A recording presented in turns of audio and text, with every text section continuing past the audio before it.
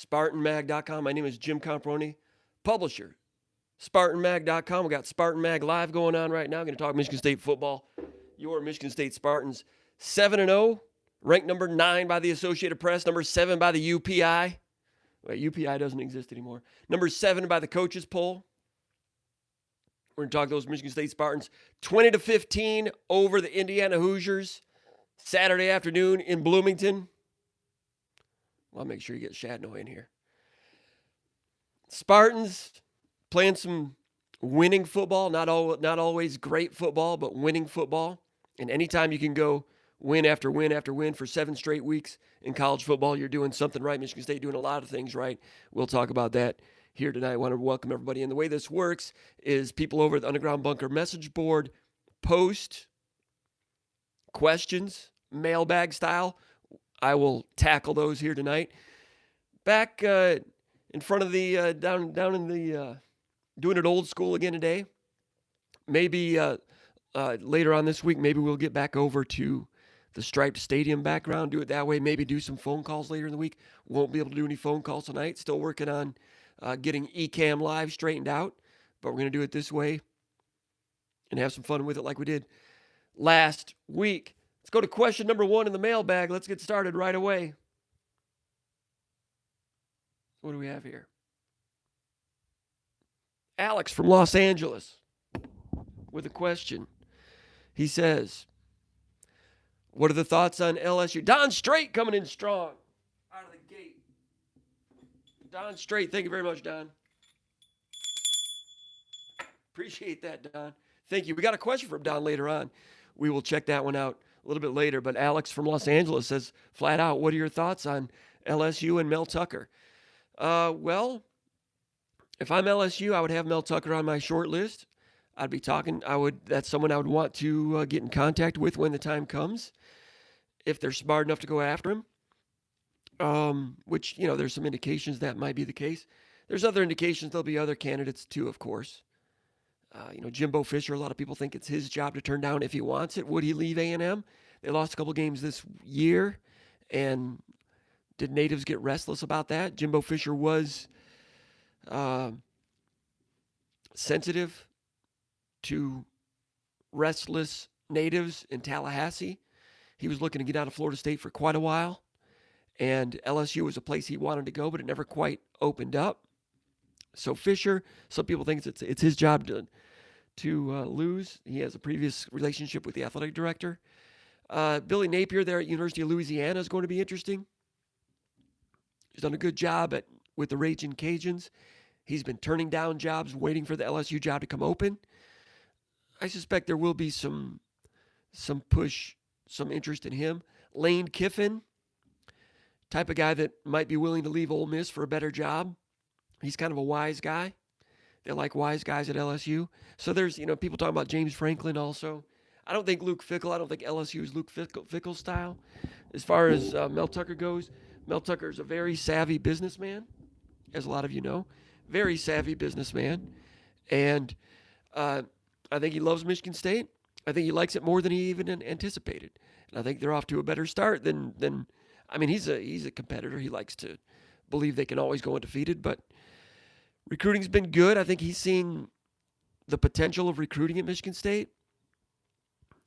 He's been to LSU for 1 year back in 2000 and was a defensive backs coach for Nick Saban there. And then when Mark D'Antonio became defensive coordinator at Ohio State during Jim Tressel's first year at Ohio State, Mark D'Antonio extended the job, as did Tressel, to Mel Tucker after 1 year at LSU, to leave LSU to go to Ohio State to be defensive backs coach. Lateral move back then. He left LSU to go to Ohio State to coach for D'Antonio in 2000 and Tressel. Then he went and coached for Saban 2 other times after that, or 1 other time with Alabama. Anyway, he knows LSU. He knows what it's all about. True, you can win 3 national titles, or the last 3 coaches at LSU have won national titles. 2 of the last 3 have been fired also. Saban left before the water would get hot. Would it have gotten hot down there? I don't know. It gets hot in Bama too, so he had. I don't think he's totally afraid of that, but you got a better chance to win a national title at LSU than Michigan State. you also have a better chance to get fired at LSU than at Michigan State. You have a better chance of running the university at LSU than at Michigan State. I'm putting the horse way ahead of the cart here. It's not even gotten that far down the road. We're just talking about LSU and Mel Tucker, that was the question. He already has an opinion on LSU. I don't know what that is. Here's what I was getting at. He's a savvy businessman. He is going to, if a program like that is interested, and there will be others that are interested as they continue to win, then you get the contract redone at Michigan State a little bit, just like PJ Fleck had done at Minnesota. That's what I anticipate happening. That's where I see it right there. I think we've got another LSU question coming up later in the program. Get to that a little bit later. In the meantime, give us a thumbs up here if you like this channel. Subscribe if you like this channel. Also, Nick Harrington. Thank you, Nick. Appreciate it, buddy. Nick Harrington with a tip jar personal sponsorship for tonight's program. Appreciate that. We absolutely do. Thank you very much. So, also, if you're not a subscriber to SpartanMag.com, get over there right now. 50% off until the end of October. You have between now until basically the end of the Michigan game, maybe the day after, to take advantage of this opportunity. 50% off. That's about 15 cents American per day for an annual subscription to SpartanMag.com. We would love to have you as a SpartanMag.com subscriber. A lot of the people that are watching right now are already subscribers. We certainly appreciate those people also. Question number 2 from 5 State out of Grand Rapids, Michigan. He says, do I care to speculate on any tweaks that could be installed by Michigan State within the next 10 days that would be most problematic for the Wolverines? Any early insight regarding visitors for the Michigan game? Will Keontae Goodwin be on campus? I have not heard about Keontae Goodwin being there, but there will be an interesting list of visitors for the Michigan State game. As far as tweaks go, things for Michigan State changed from week to week a little bit. Against Indiana, I was surprised that Michigan State's running game was all pretty much zone, inside zone, a little bit of outside zone. No gap plays. I'm not sure why. I'm not saying those would have worked better, but it's just interesting. Everything they do is well researched. And they do for good reason.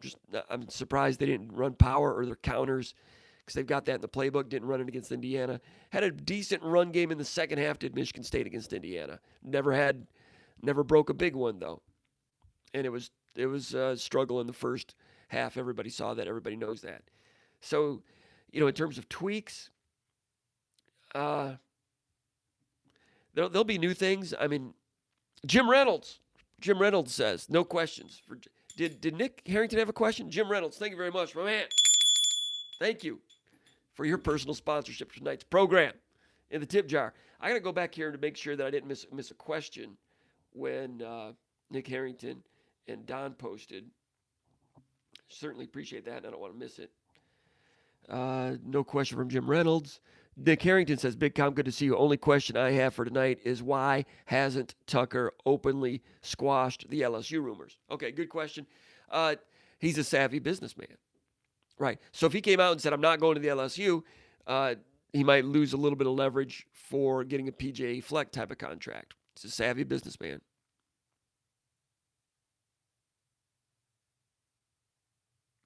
I just got a text from someone. It's no big news. I'm just trying to decipher if he's talking about this program or something else. Anyway, he could quash it, and that would certainly help some things. But you know what? I mean, sometimes you want to let those things ride. And they didn't have no press conference this week because it's a bye week, so those questions could not be asked. James Franklin was asked the questions about USC when he was at Penn State, and his answer was, I'm going to talk to my leadership committee on the team, and a lot of people thought that was kind of a strange answer.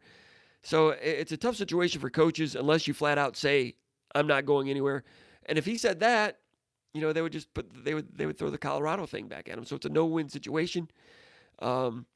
He could squash the rumors, but right now, like I said, he's a savvy businessman, and the Mel Tucker brand does not get damaged at all by not saying anything right now. I mean, he's not been offered anything. All that's been out there is a couple of media reports, that he would be someone under consideration. It's not gone even any further in terms of LSU, if this were December, it'd be different. Season would be over, and if they were coming after him, people would find out who's on the short list and things like that. At that juncture, you kind of need to quash some things. Right now, I don't know.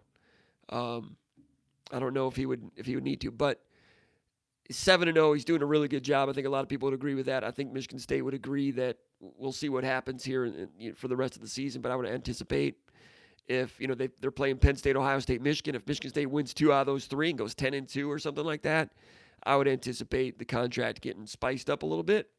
And sometimes if you're a coach, you want people to recognize and realize that you're wanted. No less than the great Tom Izzo a few times wanted people to realize that he was wanted. Sometimes Tom Izzo wanted the Michigan State fan base to realize that he was wanted. So like I said, I don't think it hurts anything in the meantime. Recruiting right now, the class is, 90% done. The more his name's out there, the more it could potentially help recruiting in some ways once he announces that he's going to stay. But if you know you're going to stay, let it play out a little bit. It's not hurting much in the meantime, in my opinion. Now, Don did not have a question either. He just had a generous donation. We certainly appreciate that. And also, post some questions over there at the chat area. I will get to those questions at some point during tonight's SpartanMag Live. All right, in the meantime, I'm going to post over on Twitter, let people know that this nonsense is taking place. We don't want Michigan State fans to not be aware of this. Well, some of them, we don't mind if they don't show up, but others, it's a good thing if they show up. But first, let's go to Don's question, actually. Let me continue to answer the question from 5 State Grand Rapids. He says, care to speculate on any tweaks that could be installed for the Michigan game?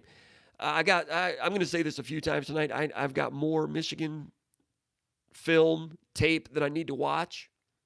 I've watched them play, but I've not really studied them for weaknesses and so forth.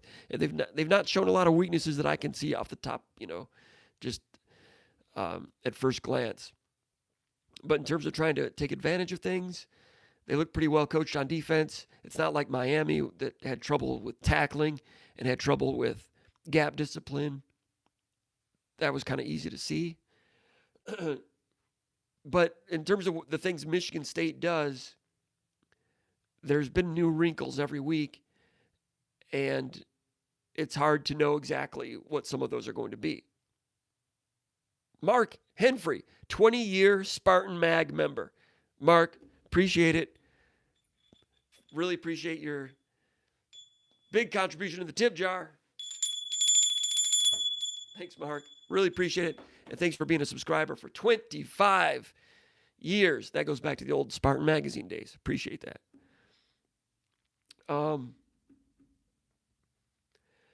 In terms of wrinkles, like against Rutgers, Michigan State had a little.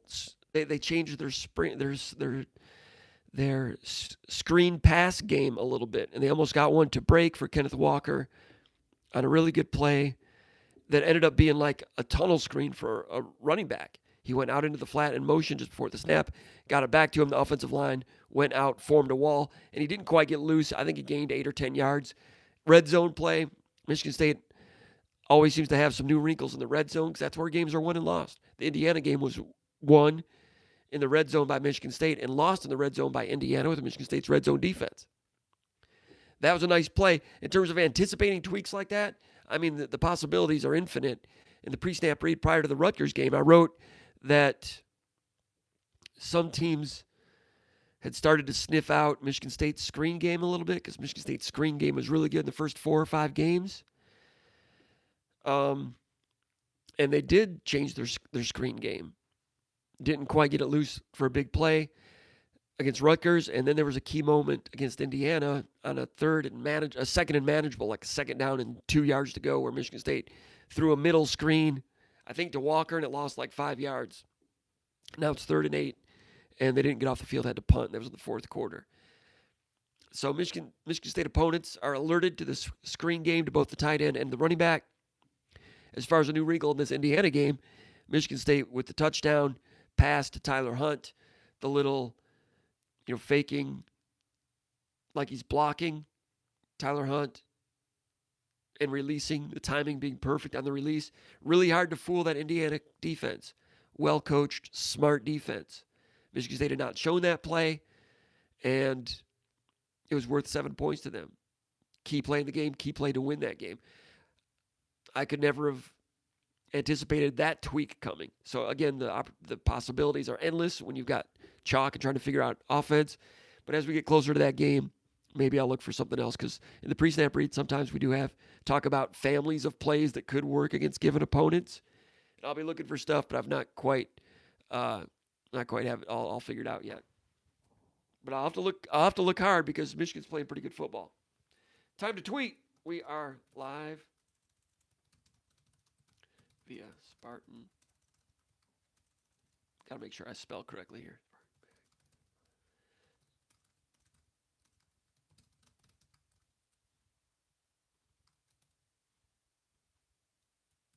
All right, there's that. So anyway, it's going to be a dandy coming up. Announced earlier today, Michigan State versus Michigan. High noon kickoff, Spartan Stadium, October 30th. Michigan State bye week this week. I don't call it a bye week anymore. I call it idle. Back in the 1970s when I was growing up, 80s, when some of you were growing up, if your team wasn't playing on a given weekend, you were idle. There's no bye week. A bye is when you're given another free extension advancement in a tournament. That's what a bye is. They're idle. And I have seen more people using the word idle lately.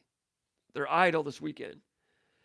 And Michigan's got to beat Northwestern in order to get to that game unbeaten also.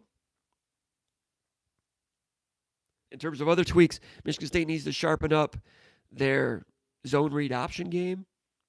Had a problem with it against Nebraska on 4th down. Had a problem with it against maybe Miami, going all the way back to that game.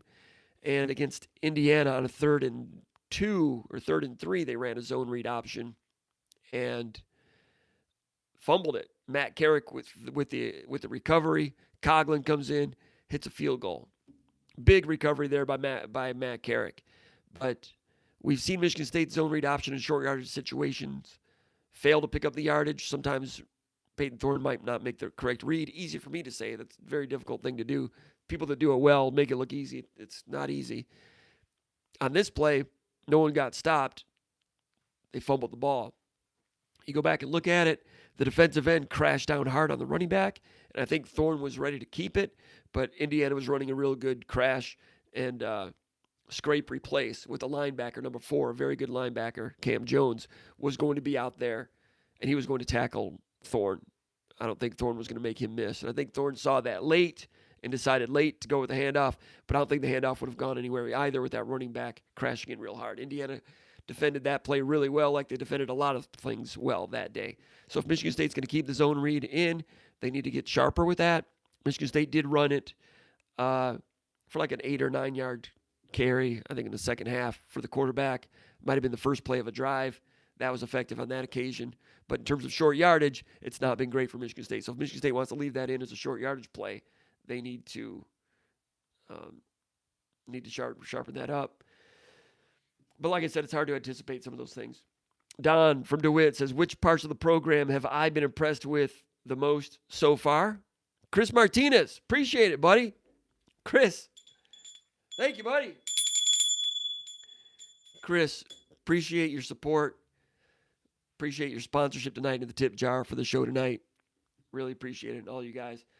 Many of you have done sponsorships more than once. We certainly appreciate that. Thanks, Chris. Did Chris have a question? Let me check it out here. I'm getting a little bit better at fielding questions that come with those personal sponsorship tip jars, but there's no question attached to that. And Chris asks, okay, he did have a question. He says, Pope, did you really give up coffee? Did you really give up coffee a few years ago? Yes, I did.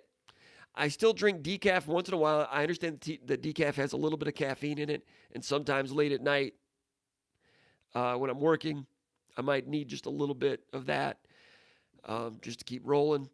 But yeah, coffee. I used to be a coffee extremist, coffee enthusiast. It was a problem, you know. So I stopped drinking it for a particular reason. And I noticed that it helped me in other areas. Just a little more even keel on things now. But yeah, I used to be an extremist.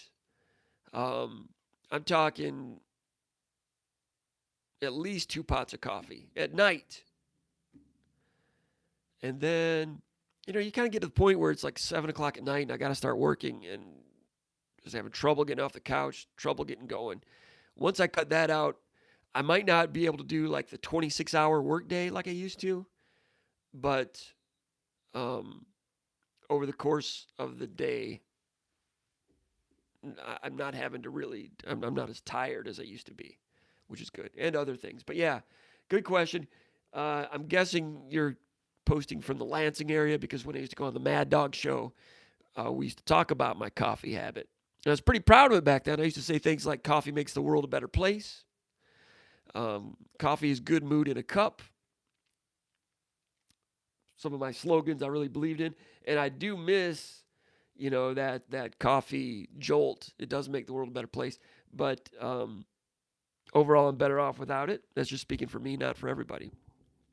I have recommended to some people when I've talked, have you thought about stop drinking coffee? About some other things. But anyway. All right, Don from DeWitt says, which parts of the program have I been the most impressed with so far? And where's Michigan State further along than I expected? Don says the defensive line and Thorne's level of success early jump out to me. This is always great stuff, Jim. Outstanding coverage by you and the staff. I'll be sipping Makers on the rocks come showtime. I have no, it wasn't ED, Michael. But just better off without it. Someone just posted a question if that's what it was. Fair question, but no. By the way, it looks like Washington's coach just got fired, Nick Rolovich. They're like 2-4. They lost to UCLA this weekend. And let's see, Washington. It's interesting when we go back and look at what we were talking about in college football back in July and August. And we're excited about football in July and August. And a lot of it, and June, and a lot of it is just, a lot of it is, echo chamber stuff. Somebody comes out with the top 25 and everybody talks about those 25 teams. Washington was one of those teams in the top 20, everybody thought. They're 2-4. They just lost to UCLA. They just fired their coach. We thought Washington was good, according to the preseason polls. We thought Miami was good, according to the preseason polls. Iowa State, remember how much love they were getting? We don't know what we don't know in June and July. It's still fun to talk about it, but as you remember, everybody had, that was Washington State? My bad. I didn't see the rest of that.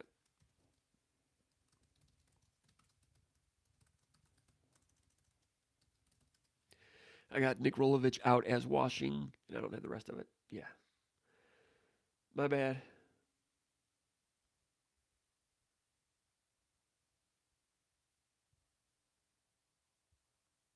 That's right. Yeah, Rolovich. My bad. Error on me. Jimmy Lake's the coach at Washington, right? Anyway, Washington didn't turn out to be very good. Iowa State's been okay. But it's still fun. It doesn't mean we're going to stop talking about college football in June and July and trying to forecast what it's going to look like. But we need to remember that every summer if people predict Michigan State to be, he was fired because of the vaccination situation? Okay. That's right, because he missed some time there. Lakes at Washington, still employed for now. Now, when Michigan State is predicted to come in last in the Big Ten East, need to take that with a grain of salt. And I didn't necessarily disagree with that because I thought Rutgers would be improved, which they are, even though they've lost 4 straight. Figured Maryland would be improved, which they still might prove to be. Michigan's improved. Well, Penn State couldn't start 0-5 like they did last year, and Ohio State's Ohio State, so somebody had to be picked last. So might as well pick the team that you know the least about with all the transfers coming in. I did think Michigan State would be improved. We talked about that at all 11 positions, and they've been improved. Get back to Don's question. He says, he talks about the D-line, and And Peyton Thorne, that's what jumps out to him. I'm not surprised by Peyton Thorne's level of success. Played pretty well in that Penn State game last year. The previous staff was really high on him, and I'm not surprised that he's done this well. I thought there was a chance that Russo might beat him out. I think that competition was very close. But I'm not surprised that Peyton Thorne has been as solid as he's been. He's not been perfect, but he's been good, especially for a sophomore. D-line, definitely. The pass rush with Michigan State ranking among the top 5 in the country in sacks. I don't know where they are this week, but it's been a consistent plus, the pass rush, with Slade on the inside doing a lot of that. Slade with the heat on the quarterback, forcing the interception that Darius Snow had in the second half. And Slade on that one, Slade's had some success two-gapping all year on that one. He showed a one gap this way, went an arm over this way, got double-teamed, split it, got to the quarterback, and induced a turnover. Jacob Slade, I thought he's been pretty good all along. I didn't know he's going to be this good. I imagine he's going to be at least – do they have third-team All-Big Ten in the Big Ten? If they have third-team All-Conference, he's at least third-team. Wouldn't be surprised if he's second-team. Off the top of my head, I can't think of other defensive tackles out there. Garrett at Ohio State, I didn't think looked very good in the Oregon game. Maybe he's pretty good now. There's other ones that are good, but, the guys at Nebraska are good. But Slade is going to get some votes from coaches, I promise you. And Slade, I tell you what, those of you that get SpartanMag.com and the recruiting coverage, I wrote about Jacob Slade and his twin brother, Zach Slade, when I saw them at a Rivals.com camp in Ohio prior to their senior year. At that time, they were 2-star recruits with no offers. And I was writing about other players that were there, but at the bottom of it, I had bullet points. I'm like, the Slade twins were outstanding. And they made it to the finals of whatever they were doing that day. And it might not have been a Rivals camp. I think it was a different camp. And they were quick and they were strong. They were good. For a while, I thought it was the same guy. I didn't realize they were twins. I was like, man, that dude's relentless. But they were good. I talked to them a little bit. And, later in the summer, Michigan State offered. Some others showed interest. Michigan State got them as a 2-star. And I think they might have gone up to a 3-star based on senior film. But SpartanMag.com subscribers were made aware of those two guys. Just a couple guys that I saw at camp. I had no idea Michigan State was interested in them. And did I think he'd be this good? At camps he was quick, and he looked like he'd be strong. But you don't know until they get the pads on. But I was curious to see what they would look like in their high school film as seniors. And, well, you see what they are now. But Slade, since back then, I've liked the guy. I thought this might have been possible, but it's still a surprise how well he's playing. Simeon Barrow has been a big surprise. He was excellent in the green-white game, but becoming a starter, moving ahead of Knox, we've not seen Knox hardly at all. Slade and Barrow, really good tag team, and they'll be back next year. So those two, better than expected. Kenneth Walker III, I've mentioned that before. I thought he's pretty good. I didn't know he'd be this good in terms of, leading the nation in rushing. Had a difficult time against Indiana. We'll talk more about that in a minute. Connor Hayward has been a plus at tight end, productive. A lot of people thought that could happen. I needed to see it to believe it, and they've utilized him with some creativity. He's been good. Cal Halliday at linebacker. I thought Noah Harvey was going to be starting. But then we saw in the open practice over at the stadium that Cal Halliday was running with the ones. We made a note of it. We talked about it in the VCast after that practice. Sure enough, he was first string for the opener. He's been first string all along. I think he played every single snap on Saturday at Indiana. Might have come off the field for one. I don't know. But Halliday, for sure. All right, we got another from Austin Music. In the tip jar. Appreciate it, Austin. Austin Music. I've seen some music down in Austin, Texas a couple times. Me and my buddy Nils went down and saw a couple things. Gary Clark Jr. Saw him New Year's Eve the night before the Alamo Bowl. Michigan State played Texas Tech. Down at Stubbs. That was good. Seen a few others. Anyway, Austin Music asks, what do we make of Michigan jumping up 2 spots on a bye week when they were idle and Michigan State only jumping up 1? Well, Michigan State didn't look that great against Indiana, right? So that's probably why they didn't rise as quickly. I'm not offended by it, but I'm glad that you care enough to point it out. And thanks for contributing to the tip jar tonight. Really appreciate it. Other surprises, Peyton Thorne, I'm not surprised by him. Cal Halliday. The cornerbacks, they are improving steadily. I know there was 2 or 3 pass interferences against Indiana, but there's both press coverage and they had those guys covered and they were throwing back shoulder or, like underthrowing them, I think on purpose. So the cornerbacks from Michigan State, I think one time Lowry, I don't know, was it Williams once, Kimbrough, I can't remember who it was, but 2 or 3 times, coming back to it, got a hold of them, pass interference, 15 yards, 2 or 3 times. It prolonged a couple of drives, but a little bit of a gimmick on Indiana's behalf, to their credit. Drew some flags on that. But Michigan State playing a lot of press coverage in that game and never got beaten deep. Not even for an overthrown pass. I know Indiana has good receivers. Freifogel's a good one. Big Ten receiver of the year last year.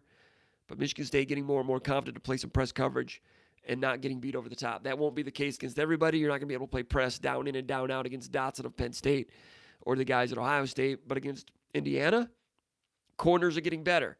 In the opener against Northwestern, Ronald Williams against the receiver from Northwestern, the guy that had transferred from Kansas, got beat deep at least once and maybe overthrown on another one. On that one, he was trying to do offhand jam and hip turn and kind of lost his balance. Guy beat him by 1.5 yards. Got to remember, Ronald Williams is still new to this. High school quarterback, played wide receiver at junior college for 1 year, then moved to DB as a sophomore. Showed some ability. Nick Saban gave him a scholarship offer, brought him to Alabama. Alabama doesn't give just anybody scholarship offers, especially defensive backs. Goes to Alabama, breaks his arm, misses half the year, just plays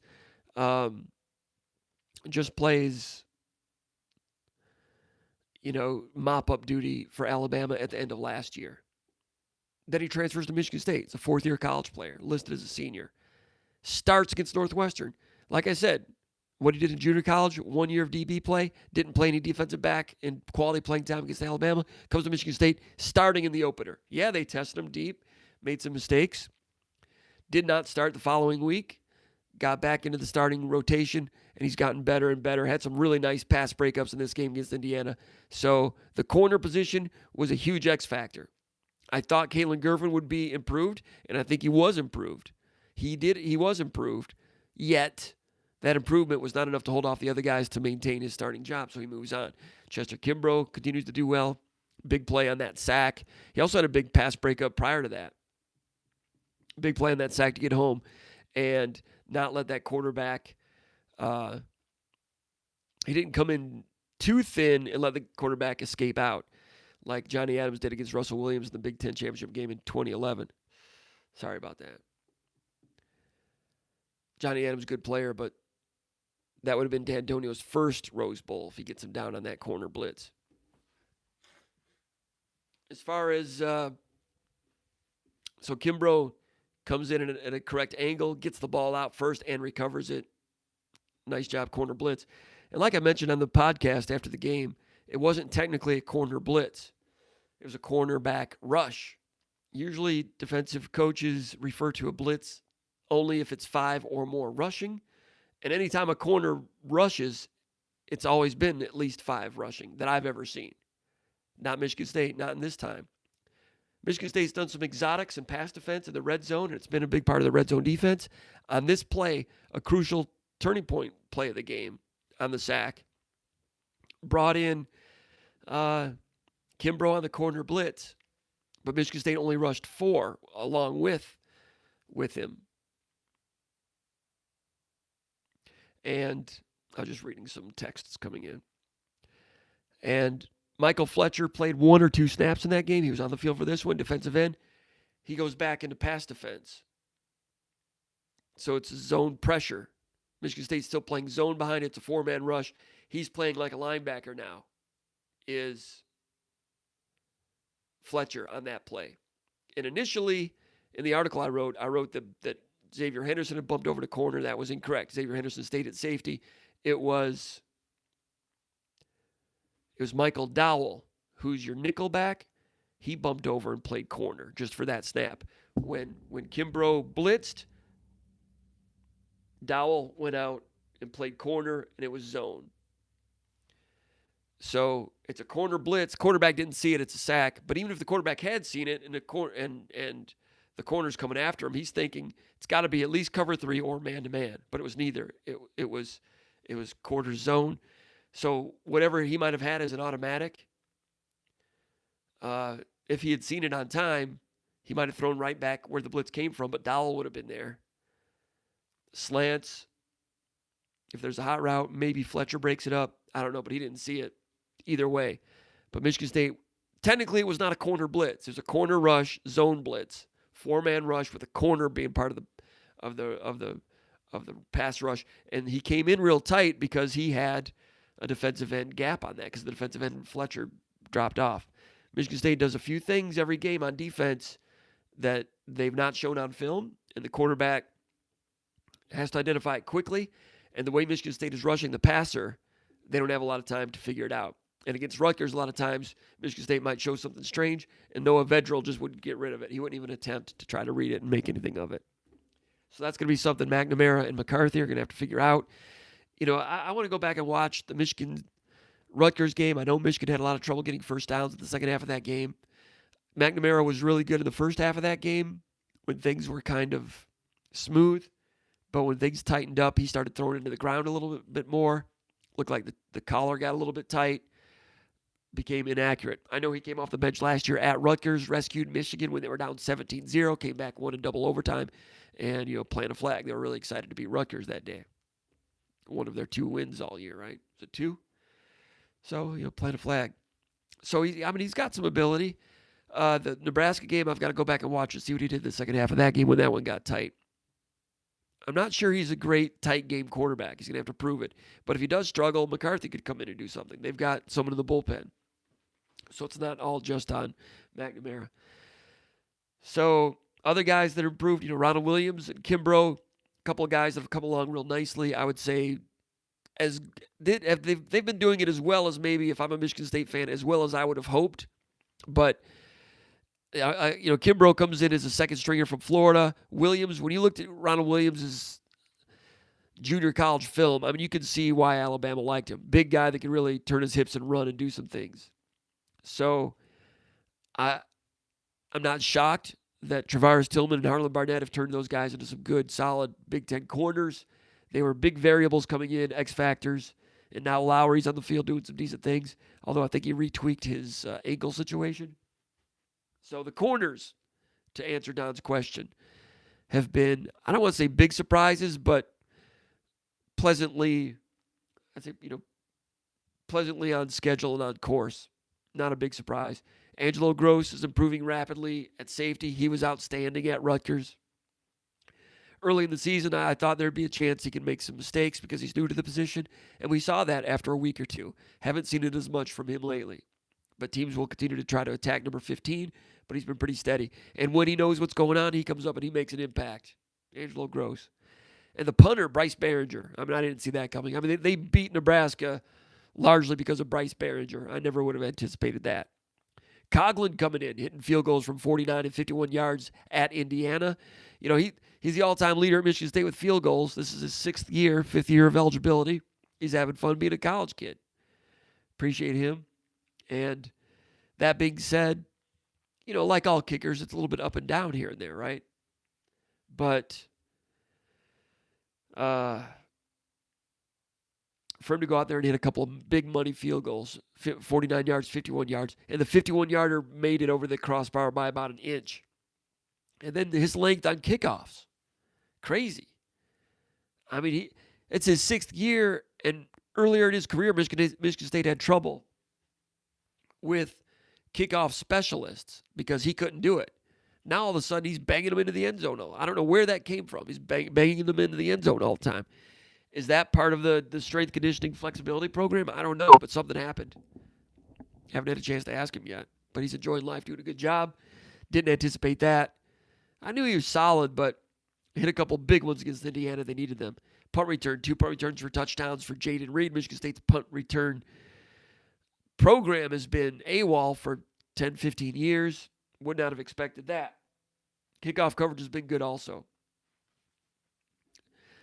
Got a question from north of the border from Matt from Canada. Yes. I got this for Matt. Thanks for putting the question in, Matt. I got Matt. I don't know Matt, but we like Canada. My wife's from Canada. Canada produces good people. Matt from Canada says, what were the main reasons for the offensive struggles against Indiana? What was it, an issue with the scheme, or was Indiana's defense simply more talented in places, more talented than Michigan State's offense?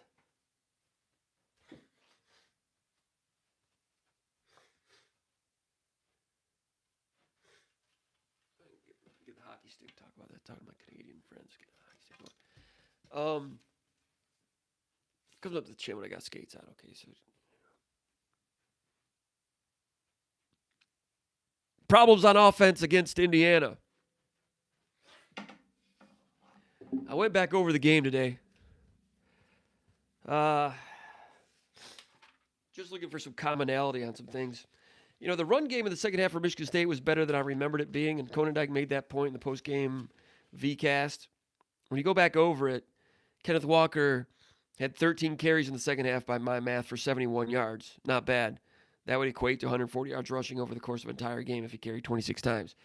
Averaged 5.4 yards per carry in the second half. No long ones, but consistent gainers.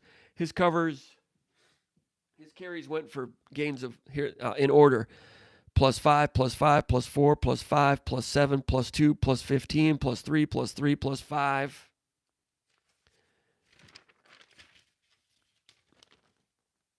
+3 and +9. Add those up, that should be 13 carries for 71 yards. I don't think he was stopped for a loss in the second half. So the run game was pretty good in the second half, consistently on first down, getting them into second and manageable. First and 10, they gained 5. First and 10, they gained 4. First and 10, they gained 5. Second and 10, they gave 7. That was on the touchdown drive. On that one, Horst with a good block. But Naylor missed a block on that one. Otherwise, that got out for a little bit more down in the red zone. Naylor's a good blocker. Pro Football Focus had Naylor as Michigan State's best blocker of the game. I'm like, did they not notice that one? I disagreed with that. +2 on a second and 10. That was an inside zone. The 15-yarder was that quick snap play when Indiana was trying to substitute defensive players when Michigan State didn't substitute, so Michigan State could go ahead and quick snap that one. So Thorne called for it, got the snap. Walker's like, what's going on? Thorne gave him the ball, said go, gained 15 yards. And then number 92 for Indiana all of a sudden stayed on the field. I know, so I don't want to be like, James Franklin situation here. But go back and look at it on that play. 92 looks at the sideline and stays on the ground and rolls around. Okay, that's going on in college football. They got to find a way to fix that. But Connor Hayward walks by him and snips at him a little bit. Whatever he was saying to him, Connor Hayward got a flag. So that erased that 15-yard gain. Michigan State was out of the 35-yard line. They had to go back to the 20. I think State ended up driving for a field goal anyway, but Tucker's not going to be happy with that. Tucker's not big on jaw-jacking, talking trash, anything, prancing around, anything like that. So that would fall under that umbrella for Hayward. I mean, Hayward was probably right to accuse the guy of something, but Tucker's going to be like, dude, that's not your job. Get off the damn field. Everybody loves Connor Hayward, but darn good chance that doesn't happen again by anybody. So I gave Tucker a chance to really strengthen his point about players needing to keep their mouths shut. That's the way Tucker coaches. That's the way Saban coached. I appreciate that. Because you watch a lot of SEC games. You watch, who was I watching? Ole Miss. Oh, I was rewatching the Ole Miss-Indiana game from last year before the Indiana game, the whatever bowl game that was down in Florida. I think the Outback Bowl. And Ole Miss's players just yapping and prancing and talking trash. I don't care what anybody says. That crap, which I don't like. I'm old school. I can't help. I'm sorry. I'm old school. I don't like demeaning an opponent. I just don't. But that goes on down south more than anywhere else. And people say, Comprone, you got this problem with the South. No, I mean, just watch it. And when there are brawls in college football sporadically when they break out, 85% of the time, watch, 85% of the time it's going to involve a Southern team because that's just the way it's done down there. I don't know, maybe it just means more. I don't know. But there's just more of that. Alabama does not do it, though. They just kick your tail and they go back to the sideline. Then they kick your tail again, and they go back to the sideline or to the line of scrimmage. And they kick your tail again and go back to the line of scrimmage. Saban don't play that. Tucker don't play that. I appreciate that. I respect that. Indiana got baited into that a little bit with Ole Miss last year because you end up, they're doing it and they get the lead. So then you come back and then you start doing it to them. And it's not a good look in my opinion. My old man yells at the clouds opinion. Anyway. So the run game in the second half was not bad. First half, his carries went +5, +5. I'm sorry. +4, +5, -3, +3, +8, -1, +0, +2, +2, +2, +0. So a lot more stoppages in there. Almost all inside zones, some outside zones. There was one pin and pull gap block. That was a 1st and 15. It was against a 2 deep. And centers pulling, right guards pinning, run to the outside, and Walker kind of eased up and started to try to make people miss, but they're not blocking on the backside because it's pin and pull, and it's supposed to get out before the backside guy gets to it. But he's looking to make people miss, and the backside pursuit gets him no gain. On the front side, I didn't necessarily see people missing blocks. I didn't see a lot of Michigan State offensive linemen losing up front a lot, but no one was dominating, of course. Pro Football Focus I use as a little bit of an indicator of sorts. I don't always agree with what they say, but in terms of run blocking, they had one Michigan State player with a C+ among offensive linemen. That's A.J.R. Curry to 68.4. They give him a 68.4. I know that you guys don't know what 68.4 means, so I created a scale to make heads and tails of what that means. That's basically a C+, if I can translate their rankings to you. J.D. Duplain, they had the number 2 offensive lineman for Michigan State at a C- at 61.5. Then Matt Allen is third at a C- at 61.3. In terms of people that were D or losing, or D or lower, they had Luke Campbell at a 58.8, Matt Carrick at a 57.7, Samac at a 56, Jarvis at a 54, Horst at a 53. Those were all what I would call D or losing. So that sounds like those guys did a bad job, but I don't know if Pro Football Focus just looks at it and says, okay, they gained 4 yards, they gained 3 yards or less. We got to give everybody a minus. Who are we giving minuses to? I don't know how they do it. You look at Indiana. Indiana only had one player. They didn't have one player on the offensive line that graded at a C+. Their best offensive line grade was Caleb Jones at a 63.3. He was their best, and that's a C. So they're grading kind of hard. Neither team really ran the ball all that well. So that's that. In terms of missing blocks, so I'm seeing inside zones, which include double teams. And I'm not seeing double teams failing a whole lot. What I saw was Michigan State running into a stacked box. And sometimes if you look to see where the safeties are, and if there's 2 deep safeties, then it's not going to be a stacked box. It's a light box. But Indiana will go 2 deep safeties, but they'll have 4 covering, and they'll leave a 7th man in the box, the overhang defender. So if you're going 3 receivers, sometimes that slot receiver is a little more open, and they changed the pictures on it a little bit. And they were really good at defense last year. They were the best in the Big Ten in interceptions and sacks. I think they were second in sacks. Those were married together without great talent. Linebackers are good, and Mullen is good as a DB. He didn't play in this game, but they were great. I've been talking about that and Kane Womack for a year. So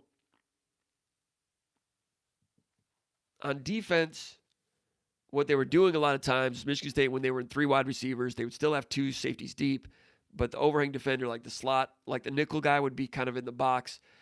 Michigan State ends up with 6 blockers against 7, over and over and over, 6 against 7. So you can have 6 blockers and nobody misses a block, and they still make the tackle, especially when it's 6 versus 7, and the 2 linebackers are McFadden and Jones. Those guys are excellent. Sometimes McFadden would even jump a gap. They didn't do a lot of one gapping, but he has the freedom to. It's hard to find them, those guys. So, if they had, Michigan State's a well-coached team. They've done a lot of great things this year. They didn't do well against Indiana last year. Last year was what it was. Sometimes there's courses for horses. You may remember that Michigan State used to have trouble against Northwestern's offense. I mean, Pat Fitzgerald ended up firing that offensive coordinator, but he used to put up numbers against Michigan State. Next year when Michigan State goes after the old brass spittoon, Michigan State's going to have to go back to school and try to figure out what they want to do against that defense, because that defense has kind of had Michigan State's number a little bit the last two games this season and last season. So, like the second play of the game, second down and 6, or second run of the game for Walker. Walker gains 5 yards, and McFadden, the fine linebacker for Indiana, just flat out avoids Jarvis. Jarvis is out at the linebacker level, and usually, offensive lineman can get out on a linebacker and usually win that battle, but he just evaded him. Jarvis ended up blocking a shadow. Part of that is McFadden's got good footwork. He knows how to set people up. He's hard to block. He's like blocking a ghost sometimes. Next play on 3rd and 1, Michigan State loses 3. This is the first drive of the game. So Michigan State runs the first 3 plays, gain 4, gain 5. It's 3rd and 1. Looks good, right? Inside zone, they lose 3. Horst and Hunt, miscommunication on the defense. They both block the defensive end. Miscommunication, misidentification. Linebacker takes advantage of it. McFadden makes tackle for loss. Michigan State punts. Nobody was beaten on that play. That was miscommunication, misidentification, and 47. McFadden can really take advantage of those in an instant. So physically, I'm not seeing guys getting beat, but is some of that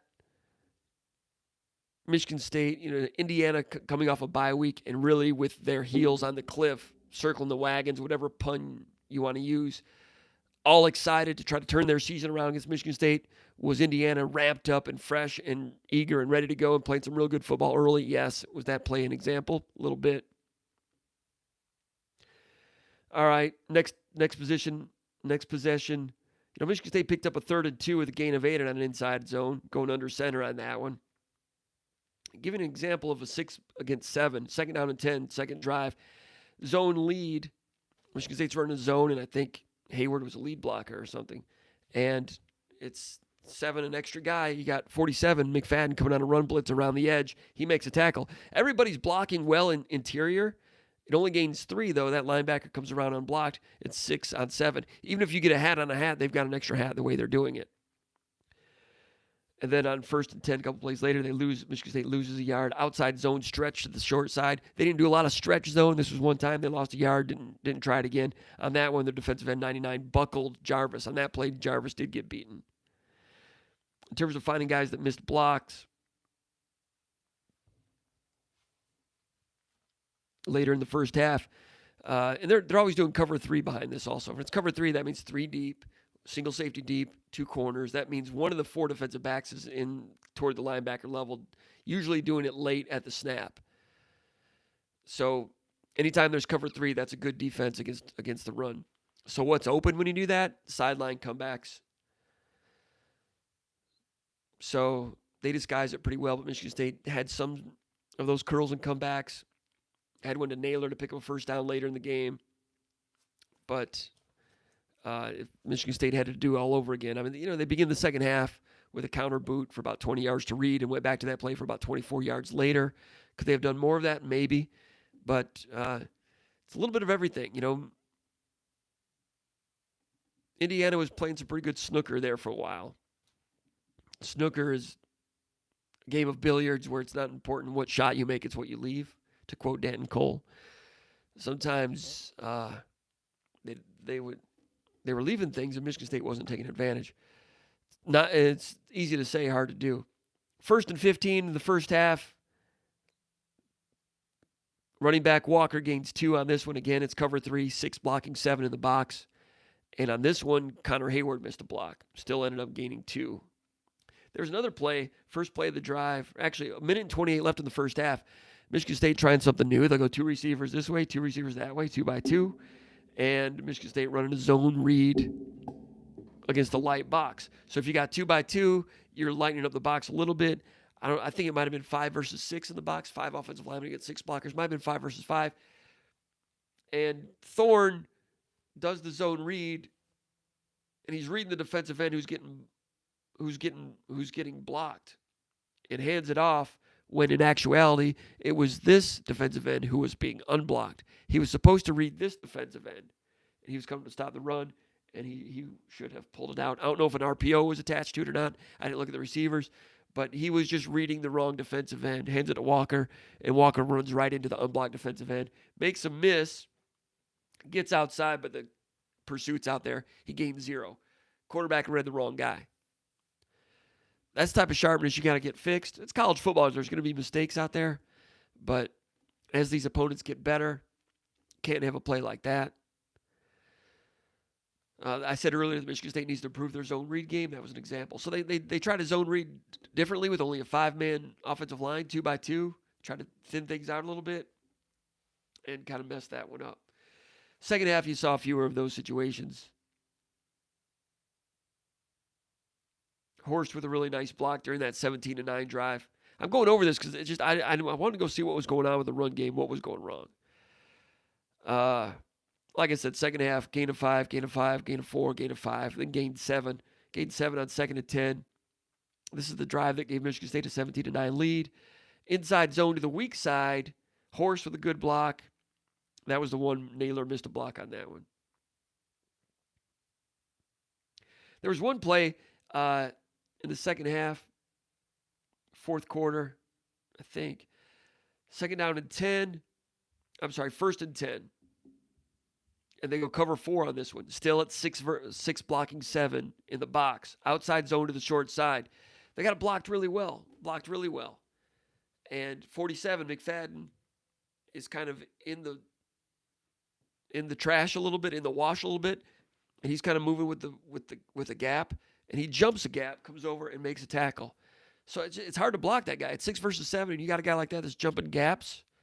I don't want to compare him to Percy Snow, but it's hard to block that guy sometimes. So everybody on the offensive line did real well on that play. You get 3 yards because it's 6 versus 7, and a linebacker's making a plus play. And he didn't beat anybody to do it. He just jumped a gap and got it done. But very last drive, I did think that Michigan State's offensive line was getting more push in the fourth quarter. That's something I mentioned in the pre-snap read that could happen. Because when I watched Indiana against Cincinnati, I thought Indiana started to wilt. in the fourth quarter. And they did against Penn State too, but for different reasons. The scoreboard got away. Meanwhile, we've seen Michigan State play really well in the fourth quarter. And Tucker and those guys. I mean, every coach preaches the importance of being the stronger team in the fourth quarter, all that stuff, right? All right, Spunky, I'll get to some comments here in a minute. I'll get over there here in a second. But every coach talks about the importance of conditioning and fourth quarters, hours, all that stuff. Everybody tries to do it. Michigan State's been trying to do it for years, but I think they're really doing it successfully this year and effectively. And I think it's the new strength and conditioning program, the nutrition program. We've seen Michigan State be the stronger team in the fourth quarter in a lot of these games, and I think that was the case in this game on both sides of the ball. D-line winning late and offensive line winning late. Not necessarily blowing holes in them, but moving the line of scrimmage and gaining yards. Michigan State gets the ball back, 20-15. 2 minutes to go.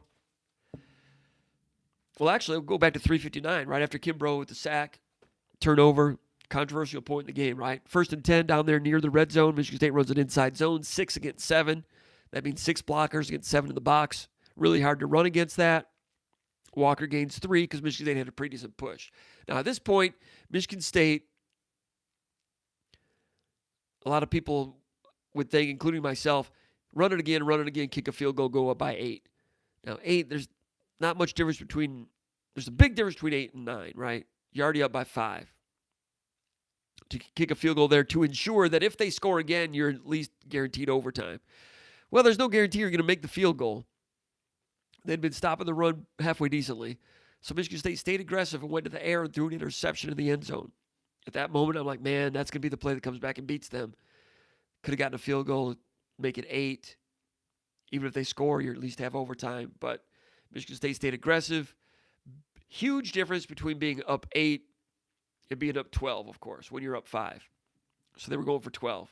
They were aggressive like they were in the Western Kentucky game when a lot of people thought they should have went into the 4-minute offense and bled the clock when there were 8 minutes to go, when they were up by 14 points, 15 points. Instead, Michigan State went to the air, went down, kicked a field goal, went up 18. Big difference between being up 15 and 18. They thought the best way to move the ball was to stay aggressive. Even though they're up 7 minutes to go, Michigan State didn't try to sit on it against Western Kentucky and bleed the clock, and Michigan State was criticized for that. I'm not one to criticize that particular decision. This decision, I could see why they do it, but it was in the same idea. It was the same vein. It was, we're going to stay aggressive. We'd rather be up by 12 than 8. We're going for 12. Someone's going to be open. But the quarterback made a mistake, left it short, interception. Almost a colossal mistake if it had come back to beat them. Against the better teams, things like that will come back to beat you. Against Rutgers, some mistakes. Michigan State leaving possessions on the field. You're going to need all those possessions with some of these opponents coming up. All right, so there's a 3-yard gain on that one. Then they throw an interception. Get the ball back. 2 minutes to go. Michigan State defense came back. Sack, holding penalty, downs. Get the ball back in the red zone. Now they need a first down to win the game. 2 minutes to go. 1st and 10. They are in cover 1 now. Michigan State with the tighter formation. Now it's 8 blocking against 9. 8 against 9 in the box. Inside zone. Walker gains 9. One of the more important run plays of the game. Gains 9. Tyler Hunt, who's been hot and cold as a blocker, had a good day. Throwing it. Catching it. Nice block on that one. Jarvis with a good block on that play. Carrick was solid. Interestingly, the offensive line in that play was mostly the second stringers. Samac at center. You had Jarvis at tackle. It was all the second stringers. Plus Jarvis out there. Got it done. Gain of 9. Next play, minute 18 left. 2nd down and 1. Outside zone. Gain 3. Walker smartly stays in bounds. Game over. In terms of the conditioning, Michigan State had the conditioning edge at the end of that game. Second string offensive line might have had something to do with that. Tucker, like Nick Saban, talks about make them quit. Make the opponent quit. Did Indiana quit on defense those last 2 plays? Might have. Michigan State hits hard. Did Miami quit a little bit on offense after the way Michigan State was hitting hard? Might have. That's been an old Nick Saban axiom at Alabama, and it's easy to get done when you have all those 5-star NFL players. But hit, make them quit. It's a sinister undertaking, but that's the way they try to do it. And Michigan State's been physical. They didn't knock the quarterback out of the game this week, but they've done it on several occasions. All right, let's get over here to the chat area. My man Spunky was giving me a little bit of hassle a minute ago. I appreciate that. I hear you, Spunky. Let's get back to these questions. See if I can find them. Sometimes we're commercial free here, by the way, if you haven't noticed. Sometimes I get a little carried away talking about things, going over the minutia a little bit too much, and I forget to tend to my knitting over here and taking care of some housekeeping. All the fine people posting questions over here. Gordon Tenona says, where's the like button? Look for the thumbs up.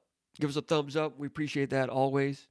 And subscribe to the channel here. I think we've got 81 thumbs ups already tonight. Thumbs ups. 81 thumbs up. Appreciate that always. Appreciate that, guys. What do we...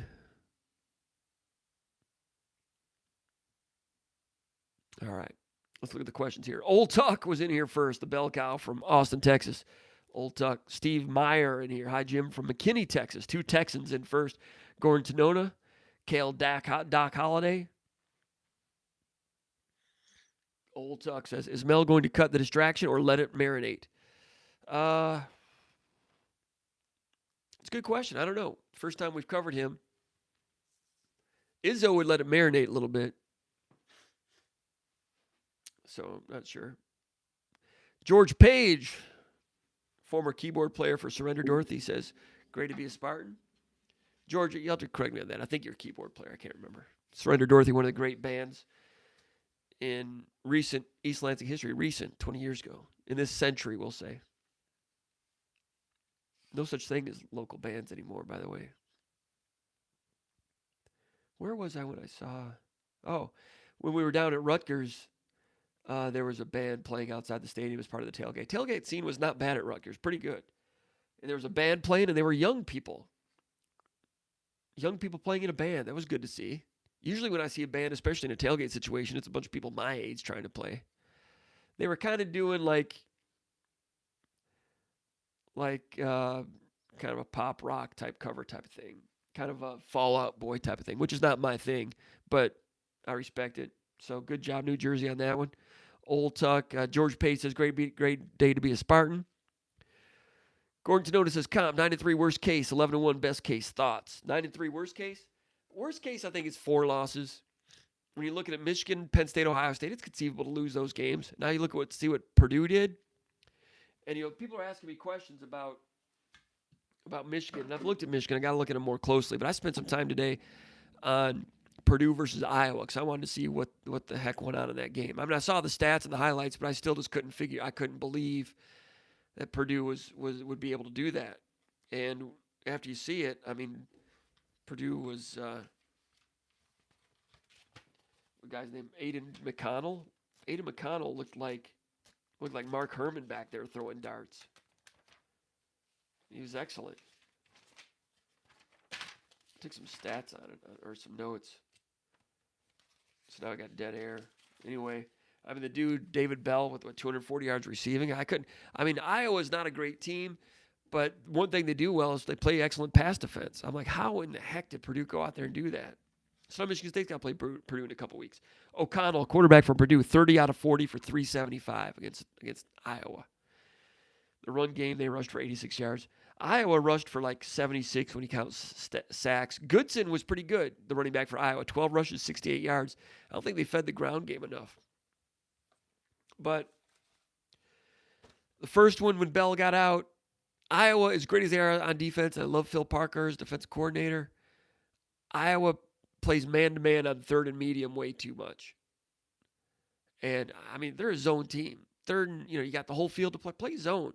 They don't have great athletes to be playing man-to-man, especially when you know they're going to be playing man-to-man on third and medium. Third and medium, man-to-man, crosser, shallow crossing route, man beater, David Bell, catch and run for about 75 yards, down to about the 15, 20-yard line. Maybe 50 yards, 60 yards. But I'm like, they didn't do that a whole lot the rest of the day, but that kind of broke the seal a little bit. Purdue with just some great concepts on offense, too. I mean, the dude is back there, O'Connell, like I say, looked like Mark Herman back there throwing it. 24 yards on a sprint out, one read, out and up, come back. It's cover 3, second down and 4.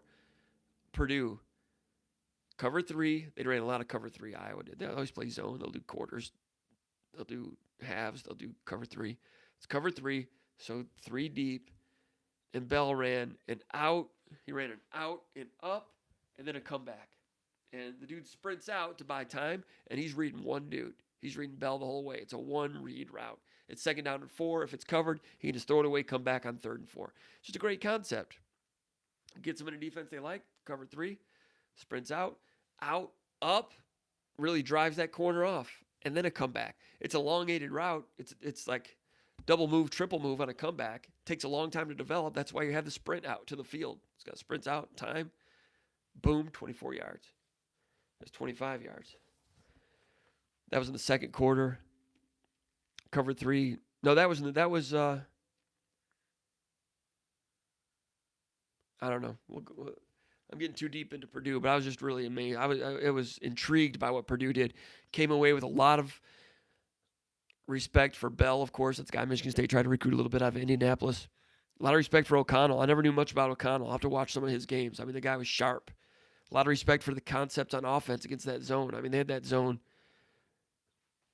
zone chasing their tail a little bit. Throwing for 375. Iowa beat Penn State. Was that last week? I watched that game too, like 3 or 4 days after the fact. And Penn State was the better team. Clifford gets hurt. Game changes around. Backup quarterback Roberson. You guys all saw it. Backup quarterback comes in. They couldn't do anything. And Iowa just kind of ekes it out and wins. But Penn State was the better team. So Iowa, did they peak early? Last year they peaked late. But anyway, you got Purdue. It's going to be a tough game on the road. Michigan, Ohio State, Penn State. A guy just posted saying they're not going to lose 4 out of 5. You might be right, but you're saying worst case scenario 9-3. I'm going to say worst case scenario 8-4. So the starting 5, we had Old Tuck in the middle. You had Steve Meyer, the shooting guard. Gordon Tanoda running the point. George Page at the 3.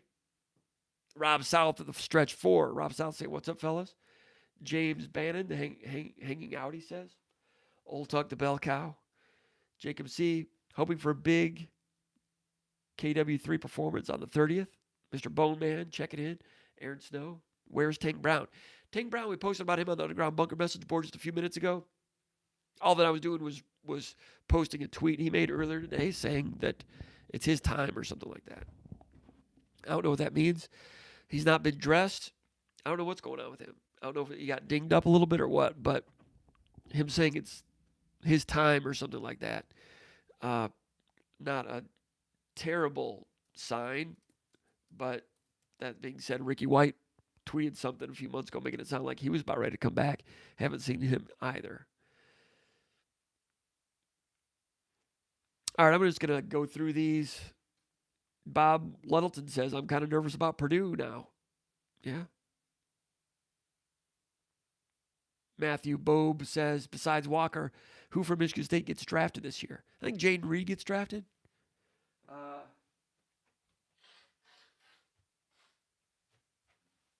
Depending on how the rest of the year goes, I'm kind of thinking Ronald Williams will come back next year. But if he has a really great second half of the season at 6'2" at corner, conceivably, could he get drafted? Possibly. I don't know. Spunky 181. Did Keon Coleman redshirt? It seems like they played him a little early in the season, but have not seen him since. Spunky. Appreciate it, Spunky. Thank you for your sponsorship into the tip jar tonight. Appreciate that.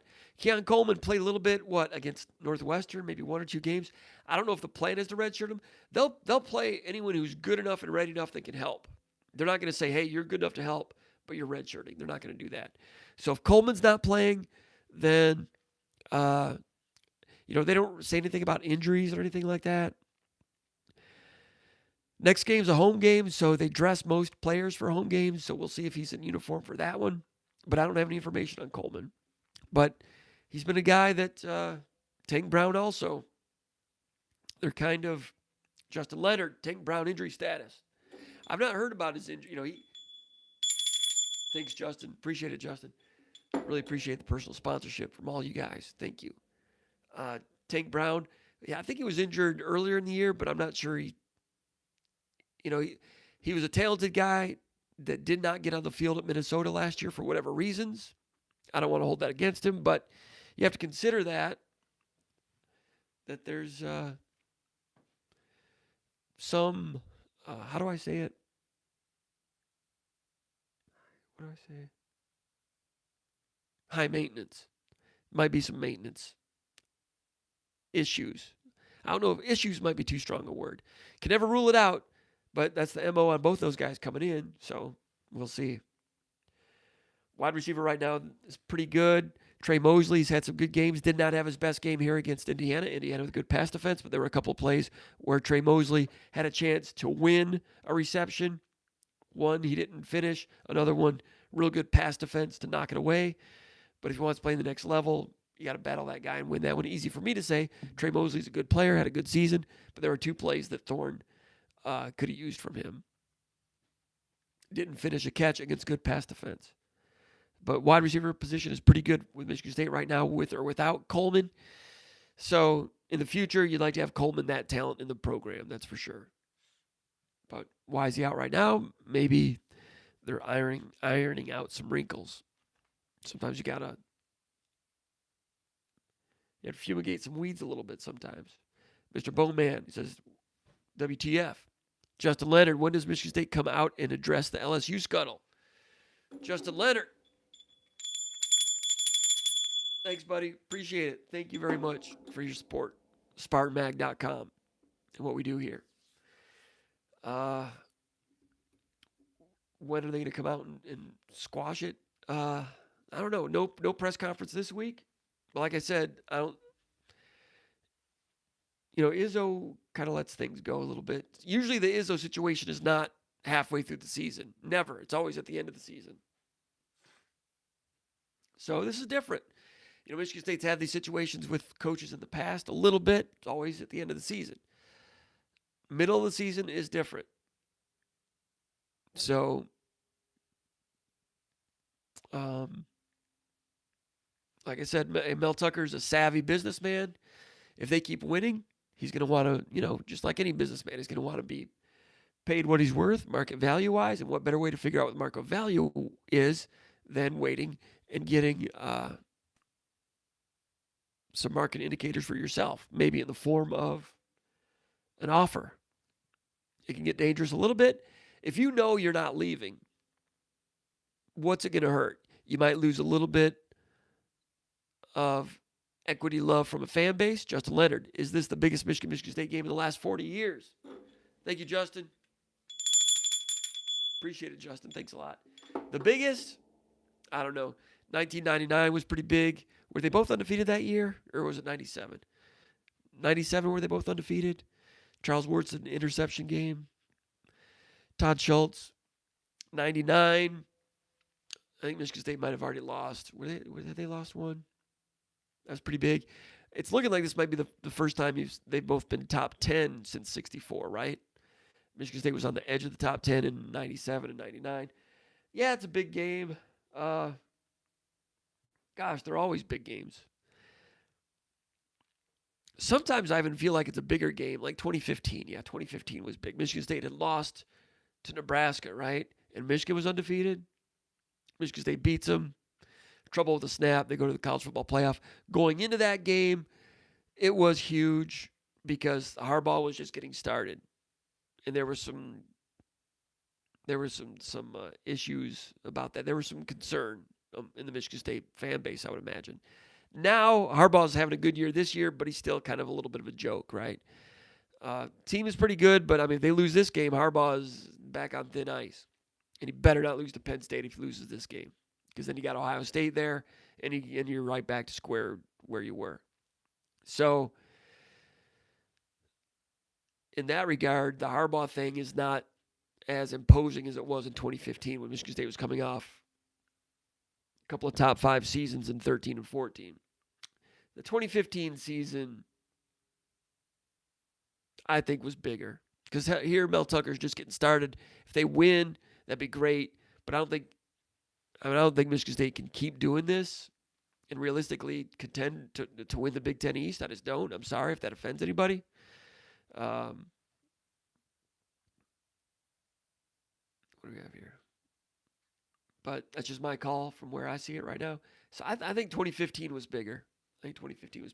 Sometimes when you have a loss, it makes the game bigger because you don't want the season to go any more south. Michigan State would hate to lose this game, of course. But if Michigan State loses, there's still a lot of equity built up.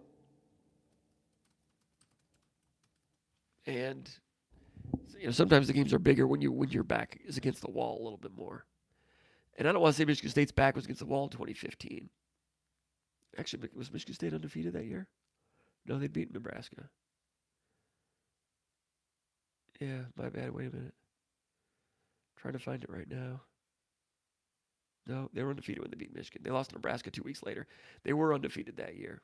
Is Michigan undefeated also? All right. Got that one backward a little bit. So, forget what I said. But that year in 2015, Michigan State had beaten Western Michigan but gave up a lot of yards. They were undefeated but had their detractors. Beat Oregon 31-28. Pass defense was not so good. Air Force came in with that option, no huddle. Michigan State beat them 35-21. I remember watching Air Force that day and saying, man, option wishbone has always been difficult. Always been difficult. Up-tempo hurry up is difficult. I had never seen anybody run triple option eye bone, broken bone, not really wishbone, with no huddle. And Air Force was a handful that day.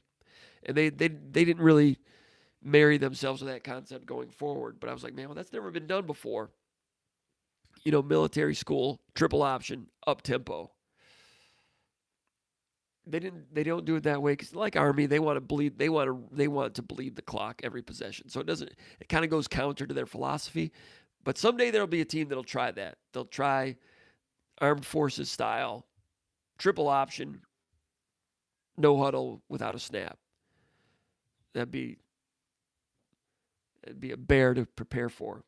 Anyway, Michigan State got by Purdue 24-21, beat Rutgers 31-24. Didn't look very good even though they were undefeated, and got that trouble with the snap game against Michigan that year. But I think that one was bigger than this one. This one's big, but that one was bigger. My opinion, you can disagree. What do we have here?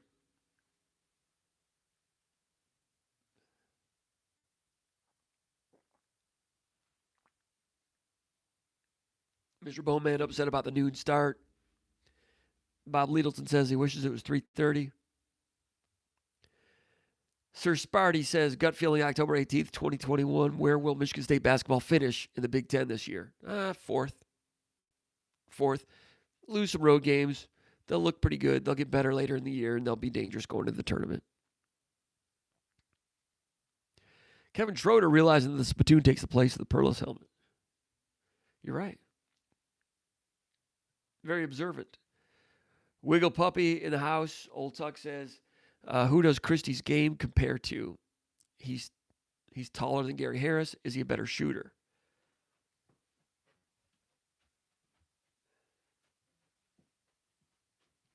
As a freshman, he's a better shooter than Gary Harris was as a freshman. Compared to, because he looks like him a little bit. He's got the same name, but Doug Christie a little bit once upon a time. I don't know. I've got to see him in practice again on Wednesday. He's smooth. He's good. He's skilled. Strength was a question, but he's improved in that area. He's just a really skilled, smooth, poised, under control offensive player. Defense has not been bad either, from what I understand. Saw practice last week, but Christie was coming off a little bit of a calf contusion, so he was not 100%. But Christie's good. There'll be many times when he's the best player on the court for Michigan State this year. Cameron Trigg says, who would Tuck like to end this class with? They're going to be going in the portal a little bit, and they still show interest in Winfield, the wide receiver from Texas, and defensive ends. Kevin Schroeder says it's easier to cheat at LSU than Michigan State. That's been true over the years, and the administration down there has been, if you ain't cheating, you ain't trying. I mean, look at, they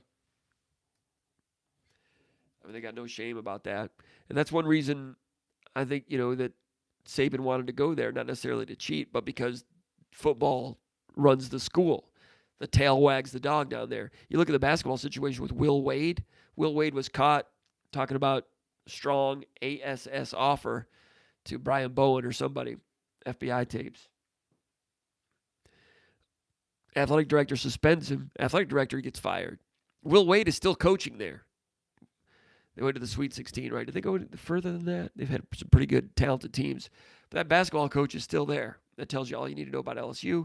You're right. Tail wags the dog. But these days, I don't know what cheating is anymore.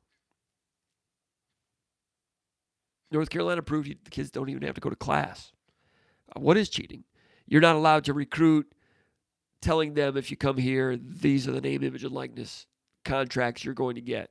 So instead, you have to tell them some other way. I mean, who's going to police that? So I don't know what cheating is anymore. But you're right about LSU in previous years. Austin Evans says, hi, everyone. We need to focus. We need to discuss how BS this noon kickoff is. I understand that Fox has the World Series game at night, but 3:30 would have been fine. I don't know. They've got their way of drafting the games. And they've tried to brand the noon game as their big game, not only for now, but in the future. So the more that they have the big games on at noon, the more that college football fans can become trained to check Fox at noon every Saturday. That's what they're trying to get at. So that's their spotlight game. I know it's not great for tailgaters and so forth, so I feel your pain on that.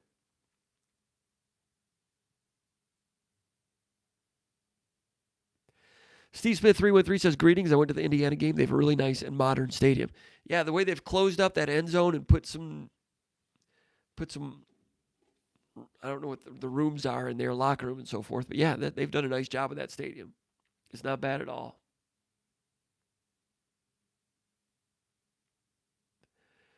Lewis Hunter says LSU is a dead-end job. They are not loyal. That's true. I mean, you got a chance to win a national title there, but you got a good chance to get fired too. And that seat gets hot really quickly there. That'd be part of it. Stroker says, bring it on anytime. Early to bed Friday, early to rise Saturday. He's fine with a noon game. Mr. Bowman says, Austin, that game at noon time sucks. All right, let's see here.